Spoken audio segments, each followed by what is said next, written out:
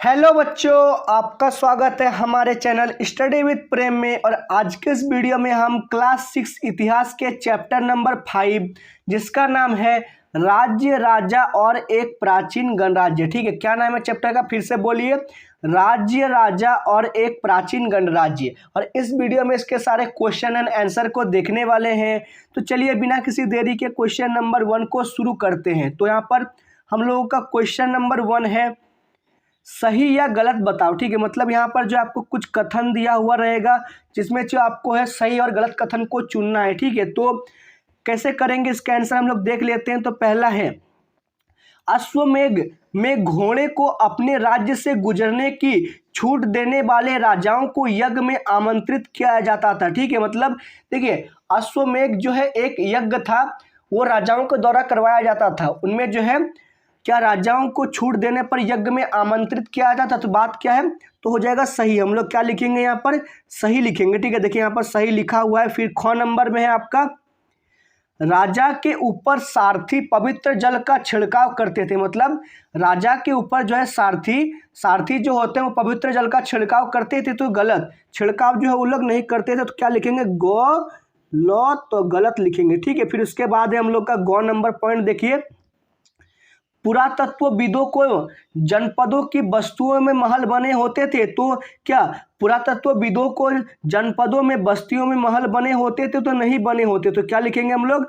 गलत लिखेंगे। क्या लिखेंगे? गौ नंबर पॉइंट में गलत। ठीक है, फिर उसके बाद घ नंबर पॉइंट देखिए, चरित्र धूसर पात्रों में अनाज रखा जाता था। तो क्या चरित्र धूसर पात्रों में जो है अनाज रखा जाता था? तो गलत, नहीं रखा जाता था। क्या लिखेंगे? गलत, गलत लिख देंगे यहाँ पर हम लोग। फिर हम लोग यहाँ नंबर पॉइंट देखेंगे, महाजनपदों में बहुत से नगर किलेबंद थे। तो हाँ, महाजनपदों में जो है बहुत से नगर किलेबंद थे। तो क्या लिखेंगे? सही लिखेंगे, ही लिखेंगे। ठीक है, सही का भी टिक लगा सकते हैं आप लोग। तो क्वेश्चन नंबर, उम्मीद है आप लोगों का क्लियर हो गया होगा। क्वेश्चन नंबर 2 देखते हैं हम लोग, नीचे दिए गए खानों में निम्नलिखित शब्दे भरे। तो कौन कौन से शब्द हैं? पहले शब्दों को हम लोग पढ़ते हैं, शिकारी, संग्राहक, कृषक, व्यापारी, शिल्पकार और पशुपालक। तो इनको जो है हम लोगों को भरना है। कहाँ भरना है भाई? आप देखते हैं तो यहाँ पर देखिए एक चार्ट दिया हुआ है। ठीक है, चार्ट में महाजनपद के सबसे महत्वपूर्ण होते हैं राजा, और यहाँ पर जो खाली स्थान दिया हुआ है ना, यहीं पर इन चीज़ों के नामों को हम लोगों को भरना है। ठीक है, तो कैसे भरेंगे इसका उत्तर हम लोग देख लेते हैं 2 नंबर का। तो हम लोग देखिए इसको इस तरह भरना है। ठीक है, बीच में आपका हो जाएगा महाजनपद का राजा। फिर हम लोग इसको भरने में शुरू करते हैं। पहले होगा व्यापारी, शिल्पकार लिख देंगे, पशुपालक, शिकारी, संग्राहक और कृषक।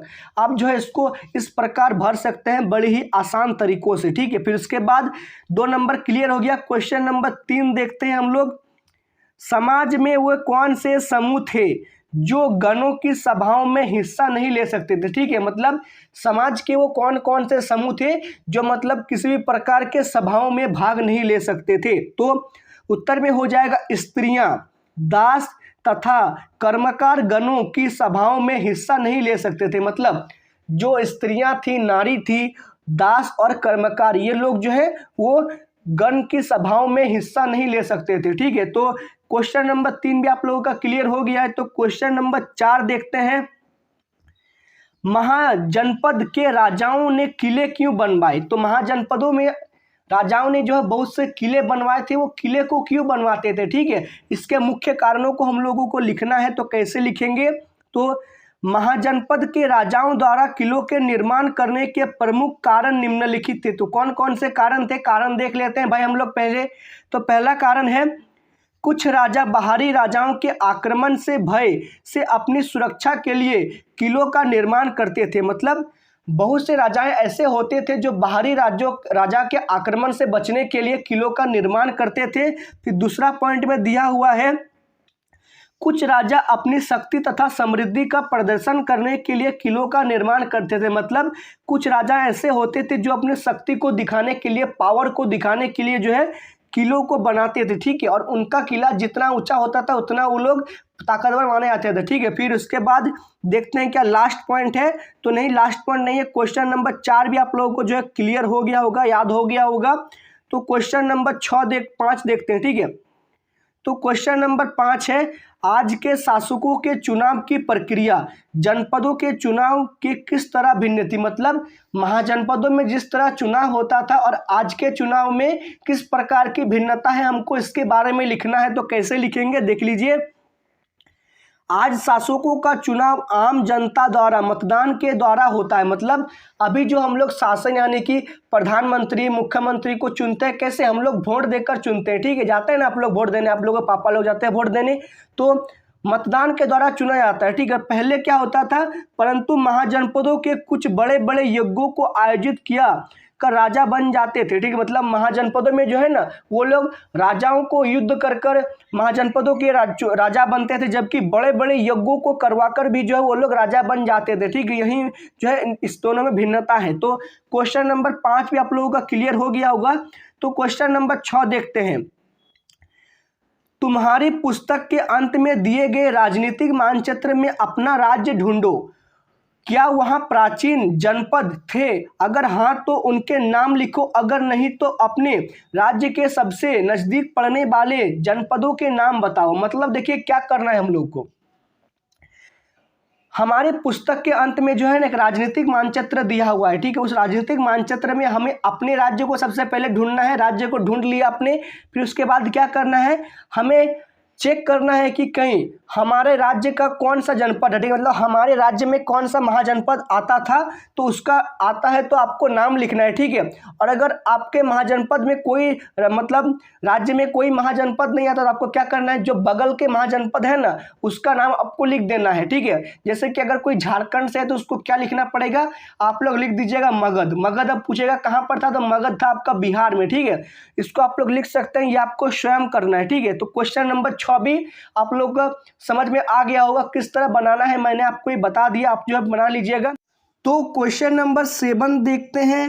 प्रश्न 2 के उत्तर में बताए गए समूह में से कौन से समूह आज भी कर देते हैं। मतलब जो प्रश्न 2 में हमें समूह बताए गए थे उनमें से कौन से ऐसे समूह है जो आज भी कर यानी कि इनकम टैक्स देते हैं। तो इसका आंसर क्या हो जाएगा, आज भी कर देने वाले समूह निम्नलिखित हैं। तो पहला हो जाएगा व्यापारी, फिर हो जाएगा शिल्पकार और तीसरा नंबर में आ जाएगा पशुपालक। ये तीनों जो है ना अभी के समय में भी कर देते हैं। ठीक है, तो क्वेश्चन नंबर 7 आप लोगों का क्लियर हो गया होगा। तो क्वेश्चन नंबर 7 के बाद अब क्वेश्चन नंबर 8 देखते हैं।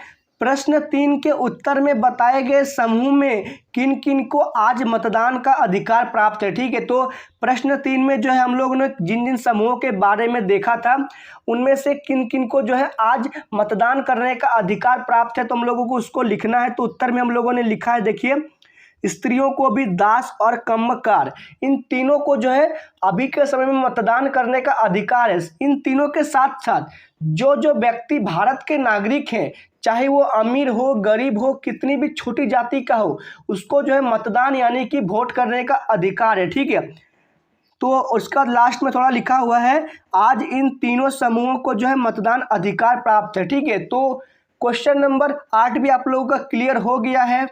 और इसी के साथ आपका ये वीडियो समाप्त होता है। उम्मीद है आपको ये वीडियो पसंद आया होगा। अगर ये वीडियो पसंद आए तो आप जो इस वीडियो को लाइक कीजिए, हमारे चैनल को सब्सक्राइब कीजिए। तो मिलते हैं आपके साथ किसी नेक्स्ट वीडियो में। जय हिंद, जय भारत।